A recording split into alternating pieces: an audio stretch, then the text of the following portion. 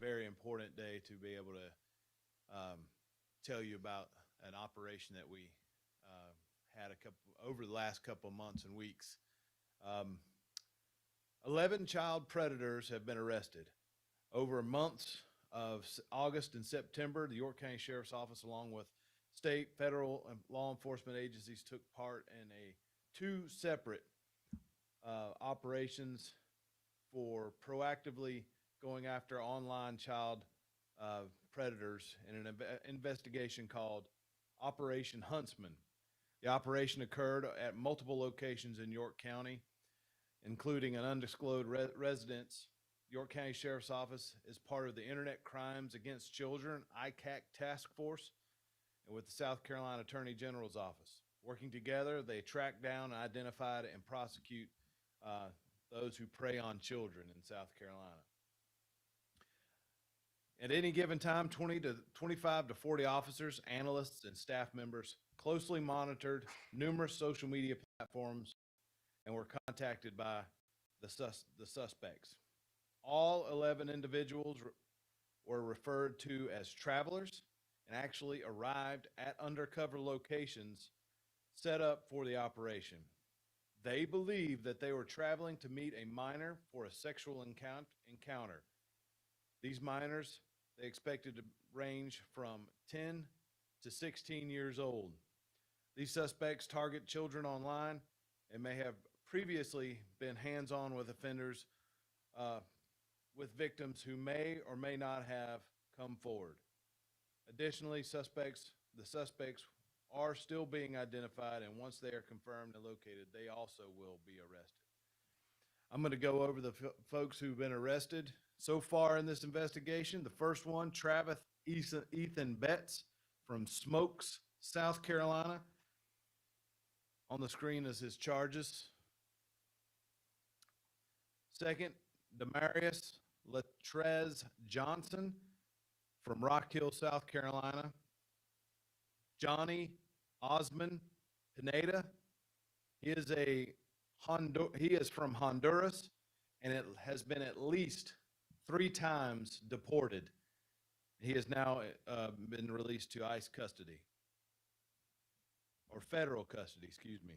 Anthony Luis Olmedo, he's from Charlotte, North Carolina.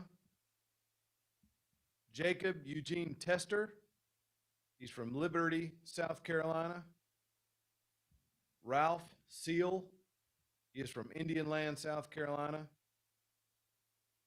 Jabri Agers Feaster, she is from Rock Hill, South Carolina. Alexander Gerard I cannot pronounce his name, Aroungancy. He's from Mooresville, North Carolina. Richard Francis Lennox Jr. from Fort Mill, South Carolina. William Isaac Zelaya from Houston, Texas. And Srinivas Mitpur is from Charlotte, North Carolina. Next, I'm going to bring up Sheriff Tony Breeden to have a few comments.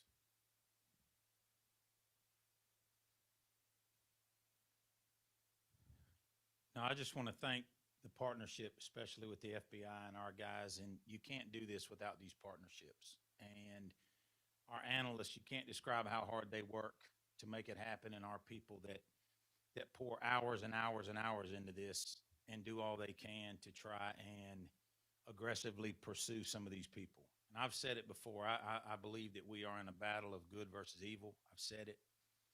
And I think that the normalization of this deviant behavior has us where we are. And we're very fortunate here at the county that have people that want to aggressively pursue some of these people. And I think that we have some people here. They don't care about the hours. They don't care about how long it is. They don't care what the sacrifices are. They want to find these people at all cost. And I think it's the commitment that they all have that what makes something like this successful. And the county is just extremely grateful for everything they do. And once again, you can't do this without especially our federal partnerships that make this available and make it easy for us to do these things. But once again, it's the desire that they all have. And, and I had made it clear that there's nothing more important than protecting our kids. And this is evidence of that. And there's a couple people over here, really the whole group, that there's a little argument about us who wants to arrest these people most. And I have probably conceded it's the lieutenant and the director are probably on par with it. But you really can't express your gratitude towards them. And then also the people that you don't see. There is countless other undercover people, other units that we had that were out here hours and hours and hours during this operation and never once complained about going home, never said a word about it, whether it was late, after time. None of it mattered as much as it was trying to find these people. So our gratitude is really owed to them and the partnerships that we have, and thank y'all so much.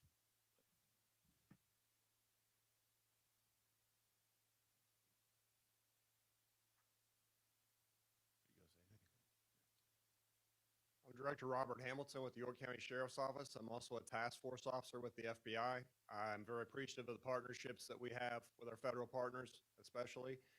They facilitate, make this possible, but I am most thankful for my teammates on the Internet Crimes Against Children Task Force and here locally at the Sheriff's Office, and the fact that we do have a tireless desire to end this predation on our youth, which, as you can see, ranges in ages in these suspects from 18 years of age all the way up to 60, I believe was the oldest. 63. So it's an epidemic in this country as far as children being used as some sort of currency or some sort of sexual target for these people.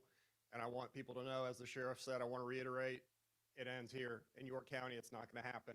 We're after you. We'll find you. We will arrest you. Thank you.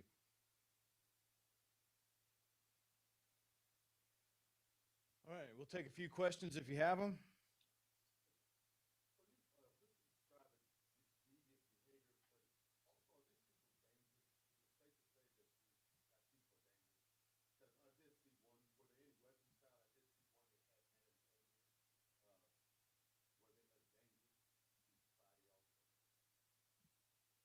Sheriff, Director.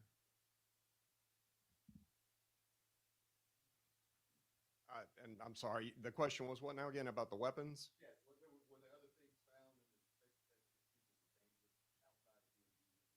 outside of being Several of them I feel like were dangerous and deviant. Well, obviously they're deviant. Outside of the deviant's behavior, there was some danger. Obviously, bringing methamphetamine, possibly with the intent to distribute it to a minor, I would consider quite dangerous. And I've seen it in the past where that has been a move that these individuals have done to bring some sort of illicit narcotic to a scene and try to drug the child or give it to the child. So yeah, I would definitely add that. I would think the majority of them were dangerous. Would anyone disagree? Yeah, you also have to understand that they didn't come here to look online or to just share pornography. They were coming here to interact with a child. And I think that in and of itself is as dangerous as you could get. So drugs or not, you're showing up to see a 14, 15-year-old girl with the intent to have sex with them. I think that's pretty dangerous.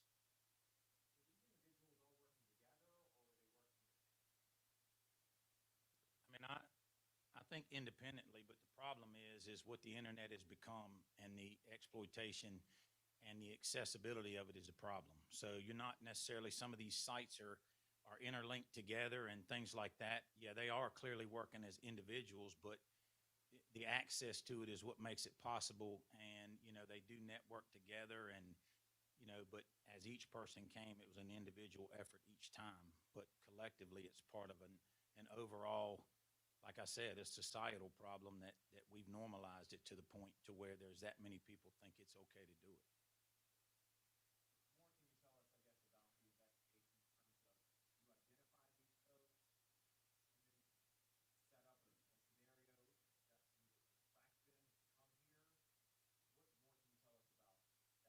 I mean, they were coming here to have sex with a kid. You know, I mean, that's, you know, you don't really want to go into, there's certain things that we don't want to say as far as the investigation and the tactics used and things like that, because, you know, this is not the last time that anybody has it. We're not the last time we're doing it. So you don't want to talk about too many things involving that. So it's just, you know, you can just imagine what somebody's looking for and what it takes to get them. So.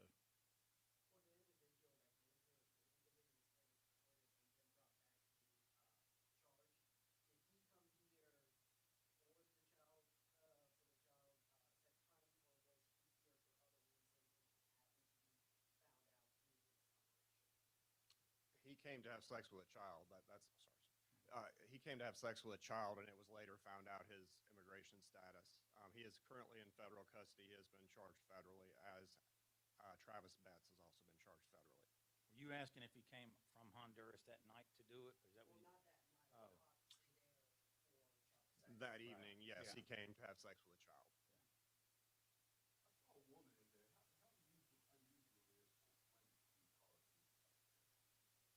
You want to take that one, sir? You can say Okay, it. sir. Actually, that individual identifies as a female, yes, sir. I don't know how else to go into it other than identified as a female. But the chats suggested otherwise, so we were expecting someone else to show up at the time, if that makes sense. Thank you, sir. I don't recall any, no, sir. But in the past, we have had rape kits, weapons, things like that, that have been brought with them, but in this operation, I don't recall any.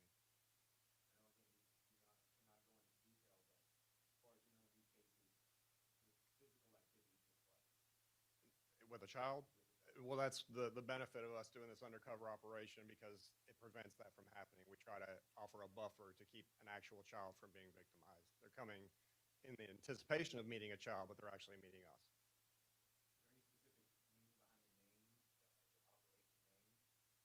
Lieutenant, would you like to comment? Come up to the microphone.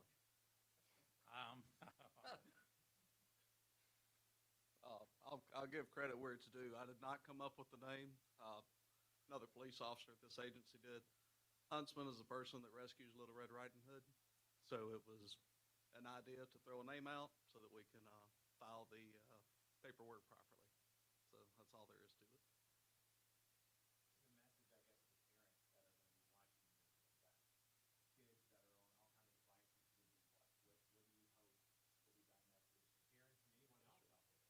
Well, you know, we've talked about it at length, and, you know, there's been Representative Guffey's talked about it, and you can no longer just assume that there's not evil out there looking for what your kids are doing. I mean, you look at YouTube videos on kids' channels, and there's explicit things that are hidden in there and in plain sight. So I think for parents, the days of you just assuming that your kids are just watching videos or playing games, you just have to be past that. You have to be aggressive. You have to be proactive. You need to make sure that you have access to your children's phones. You need to make sure that you're seeing who they're chatting, who their friends are, who they think they're talking to, what sites they are. Something is Instagram and some of those, the messaging that's going on. So you just can't assume that I've got a really good kid. That's not happening. It's, you know, that people are knowing how to prey on them, and they're looking at their algorithms and what they're liking and things like that. And it's a process that these people are good at and identify and come after kids that have that full accessibility. So parents, you just can't sit back and assume they're not coming after your kids.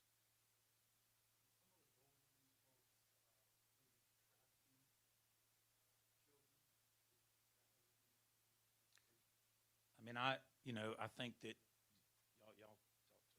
I mean, I can't speak specifically to the ultimate intent. I know that evening they were intending to have sex with a child. So as far as if there was an intent for further human trafficking following that, I'm not aware of any at this point, but You couldn't rule it out because they're Yeah. coming where they think the child is alone. You know, they're not coming to eat dinner with the parents and all that. So you could certainly, it could progress to that and you wouldn't know. But I mean, that's obviously an option or something that you would have to consider.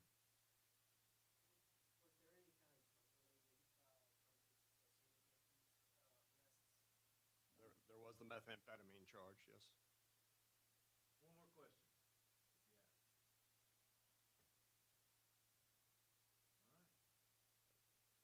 We appreciate you all coming here today. This is being streamed on live on our social media pages. So if you need any additional information, you can get that from me or online, and I'll have all the other information about the charges on the people for you who are here. Yes. All right. Thank you for being here.